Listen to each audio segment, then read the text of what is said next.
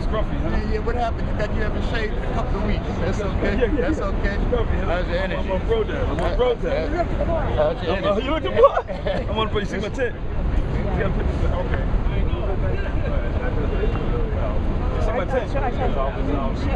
Oh no, definitely. We gotta get some more chairs. Monique is getting the chairs.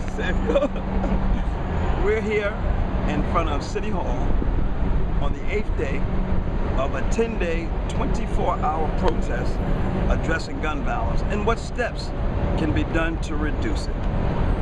New York City Hall, the most powerful building in New York City, the mayor, the public advocate, comptroller, city council.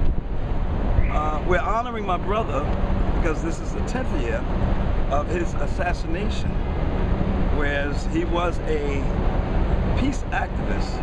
In fact, the day that he was killed, he was attempting to pass legislation against violence in the workplace. In honor of him and all victims of violence, we are embracing the spirit of old, the spirit of Dr. King, the spirit of Nelson Mandela, the spirit of Marcus Mosiah Garvey, taking activism to an entire another level. I'm sitting here with a wonderful, wonderful, wonderful friend who's been supportive to my family for the entire 10 years, singing, laughing, joking at the house, coming to the office for years. But more importantly, not just with me, an icon many years back for Dr. King with music, creating things in Congress for a voice to be heard.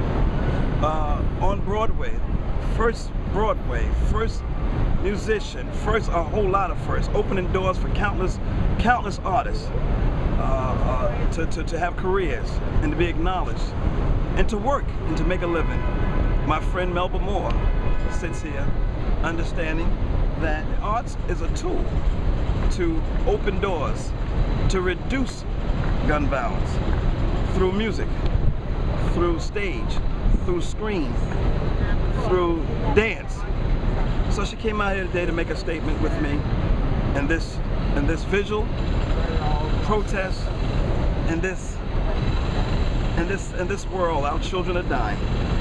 4-year-old babies, 14-year-old babies, 24-year-old babies, and on and on. And I'm here with my friend Miss Melba Moore, the legendary Miss Melba Moore, in New York City to address gun violence. Melba? I'm here to support Geoffrey. He's a good person, comes from a good family, they care. They're always about trying to make things better in the community, donating their time, their services, and this is why I always support him. And I'm glad he's giving me an opportunity to support him on camera because things have gotten so bad. I mean, everybody has a gun. Why? I know you have a right to, but I used to be an educator, and if I were teaching now, I'd probably have to go through a metal detector. It's like being in prison because we are not doing what we need to do about changing what's inside of our hearts and our minds so that we can teach our children how to love one another, not kill one another. And it's a particular problem in the African American community. And I'm sorry if somebody accuses me of pulling the race card.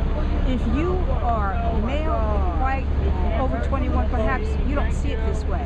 But if you are a black male of any age, you have experienced brutal profiling, violence against you for no reason except that you are black or Hispanic or something that's not white. And I love my brothers and sisters, but I've been a victim of racism so long, it's become second nature. And that's a sin and a shame in America. And I think it's way past time for those who have an opportunity to, which is all of us, to join together to make the mindset different. I don't know why I have to be afraid to walk down my street because some kid might shoot me. Why does everybody have a gun?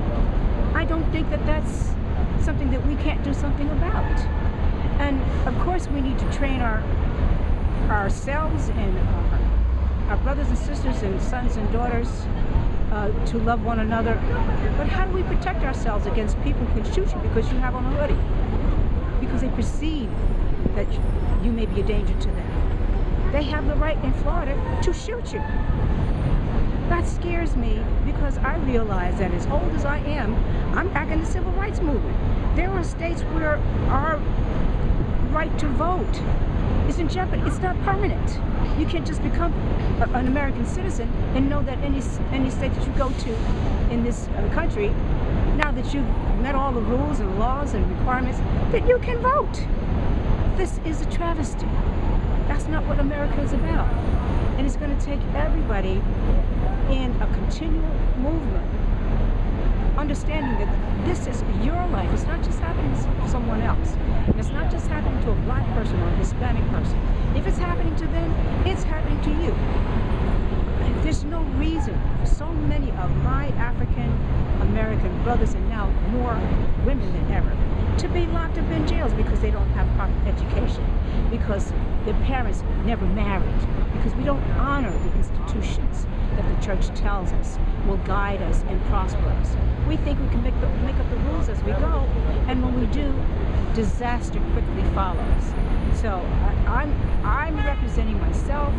I can speak for the church. I'm a born-again Christian, and everything that the Catholic and Christian church says is true. That's what I stand for. It's just time for us to really open these up because they've become a can of worms. And they're festering, and everybody's at risk. Not at risk. I mean, because of the mindset of our nation right now. A politician can go to do his job and just stand there and get shot. Because everybody has a gun, and we've gone so far off course as a nation until we've got to go back to ground zero. We have to have camp meetings. We have to have sit-ins. We have to have demonstrations. We have to change some laws. We have to fight the battle that has to be fought on a daily basis. We've got to get in the trenches. I don't care if you're a diva. You better get out there in the trenches because you'll be a dead diva.